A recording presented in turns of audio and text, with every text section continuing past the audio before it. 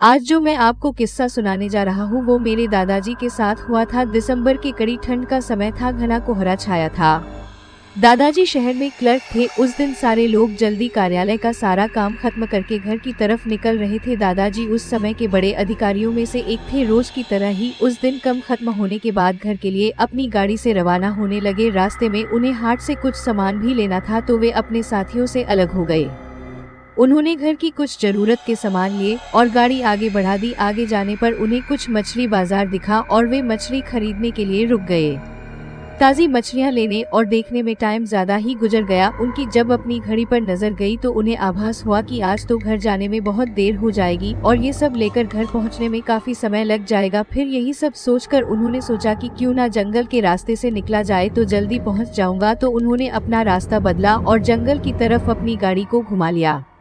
रात के 10 बज चुके थे। गाड़ी तेज रफ्तार से आगे बढ़ रही थी। तभी अचानक तेज ब्रेक के साथ गाड़ी को रोकना पड़ा। उनकी गाड़ी के आगे एक औरत जोर जोर से रो रही थी।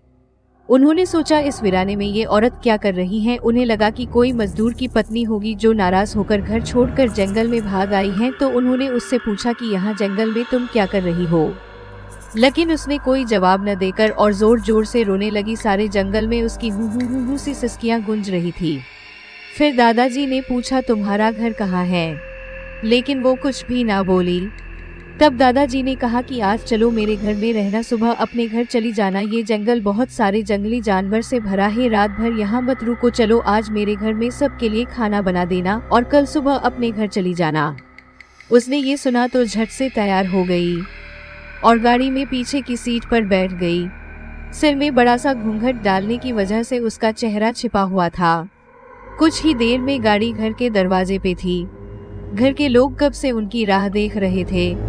गाड़ी रुकते ही माँ ने पूछा आज तो बहुत देर हो गई और सारे लोग आ भी चुके हैं। तब उन्होंने सारी बातें अपनी माँ को बताई और कहा कि आज खाना इससे बनवा लो, कल सुबह ये अपने घर चली जाएगी। इतनी रात को बेचारी जंगल में कहाँ भटकती, इसलिए मैं ले आया। पर माँ को कुछ संदेह हो रहा था कि कहीं चोर तो नहीं है, रात को सोने के बाद या खाना बनाते समय कहीं घर के सामान ही चुरा कर ना ले जाए। पर बेटे की बात को कैसे माना करती। उन्होंने उस औरत को कहा देखो आज तो मैं रख ले रही हूँ, लेकिन कल सुबह होते ही यहाँ से चली जाना और जाओ रसोई में ये सामान उठा कर ले जाओ और खाना बना दो। उसने फिर से जवाब नहीं दिया, बस हूँ की ध्वनि सी बाहर आई और वो सारा सामान लेकर माँ के पीछे दो चल दी। रसोई में सारा सामान रखवा कर माँ ने उसे खाना जल्दी बनाने की सख्त हिदायत दी और वहाँ से चली गई है। लेकिन उनका मन कुछ परेशान सा था। फिर 5 मिनट में रसोई में उसे देखने चली गई कि वो क्या कर रही है और उसका चेहरा भी देखना चाहती थी। लेकिन वहाँ पहुंची तो देखा कि वो मछलियों का थैला निकल रही थी। उन्होंने बहुत जोर से गुस्से में कहा यहाँ सब खाने का इंतजार कर रहे हैं और तुम अभी तक मछलियाँ ही निकल रही हो, कल सुबह तक बनाओगी क्या। उसके सिर पर घूंघट अभी भी था तो चेहरा देखना मुश्किल था। उन्होंने उससे कहा तुम जल्दी से खाने की तैयारी करो, मैं आग सुलगा देती हूँ, काम जल्दी हो जाएगा। और वे जल्दी से चूल्हा जलाने की तैयारियां करने लगी, लेकिन साथ ही वो उसका चेहरा देखने की भी कोशिश कर रही थी। लेकिन वो जितना देखने की कोशिश करती वो और पल्लू खींच लेती। अंत में हार कर वे बोली देखो मैंने आग सुलगा दी है, अब आगे सारा काम कर लो, कुछ जरूरत हो तो बुला लेना। लेकिन वो फिर कुछ नहीं बोली। अब उन्हें लगा कि यहाँ से जाने में ही ठीक है, वरना मेरा भी समय खराब होगा और हो सकता है अनजान लोगों से डर रही हो। ये सब सोचकर उन्होंने उसे कहा कि मैं आ रही हूँ, जल्दी से खाना बनाकर रखना, और वहाँ से निकल गई। मन अभी तक परेशान ही था, कभी अपने कमरे कभी बच्चों के कभी बाहर, सबको देख रही थी कहीं कुछ अनहोनी ना हो जाए। 1 मिनट भी आराम से नहीं बैठ पाई। अभी 5 मिनट ही हुए थे पर उनके लिए वो घड़ी पहाड़ सी हो रही थी। समय बीत ही नहीं रहा था। 8 मिनट बड़ी मुश्किल से गुजरे और वे तुरंत ही कुछ सोचकर रसोई की तरफ दौड़ी। और वहां पहुंचकर जैसे ही उन्होंने रसोई घर का नजारा देखा उनकी आंखें फटी की फटी रह गई। उनके पैर बिल्कुल ही जम गए, ना उनसे आगे जाया जा रहा था ना ही पीछे। उनके हृदय की धड़कनें रुक रही थी। वो औरत रसोई में बैठकर सारी कच्ची मछलियां खा रही थी। सारे रसोई में मछलियां और खून बिखरा पड़ा था।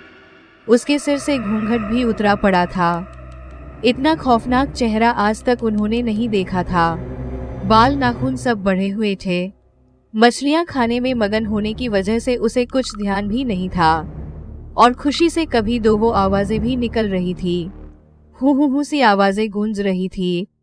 रसोरा पिछवाड़े में होने की वजह से और लोगों का ध्यान भी इधर नहीं आ रहा था। माँ को भी कुछ नहीं समझ आ रहा था कि चिल्लाने से कहीं घर के लोगों को नुकसान न पहुंचाए। वो चुड़ैल से अपने घर को कैसे बचाए उन्हें समझ नहीं आ रहा था। बस भगवान का नाम ही उनके दिमाग में आ रहा था।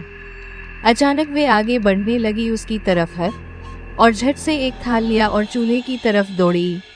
उस चुड़ैल की नजर भी माँ पर पड़ चुकी थी, सो वो भी कुछ सोचकर उठी अपनी जगह से। माँ कुछ भी देर नहीं करना चाहती थी। उन्हें पता था कि आज अगर जरा सी भी लापरवाही हुई तो अनहोनी हो जाएगी। उस चुड़ैल के कुछ करने से पहले ही उन्हें चूल्हे तक पहुंचना था और चूल्हे के पास पहुंचकर उन्होंने जलता हुआ कोयला थाल में भर लिया और चुड़ैल की तरफ लेकर जोर से फेंका। आग की जलन की वजह से वो अजीब सी डरावनी आवाजें निकालने लगी। अब तो उसकी आवाजें बाहर भी जा रही थी। सारे लोग बाहर से रसोड़े की तरफ भागे। वो चुड़ैल जोर से हु की आवाज आए निकाल रही थी और पूरे रसोड़े में दौड़ रही थी और माँ को पकड़ना भी चाह रही थी। लेकिन अब सारे लोग रसोड़े में आ चुके थे तो लोगों की भीड़ देखकर वो और भी डर गई थी। लोगों की भीड़ को ठेलती हुई वो बाहर जंगल की तरफ भागी और सारे लोग ये मंजर देखकर डरे सहमे से खड़े थे और मन ही मन माँ की हिम्मत की दाद दे रहे थे। तो ऐसे छूटा चुड़ैल से पीछा।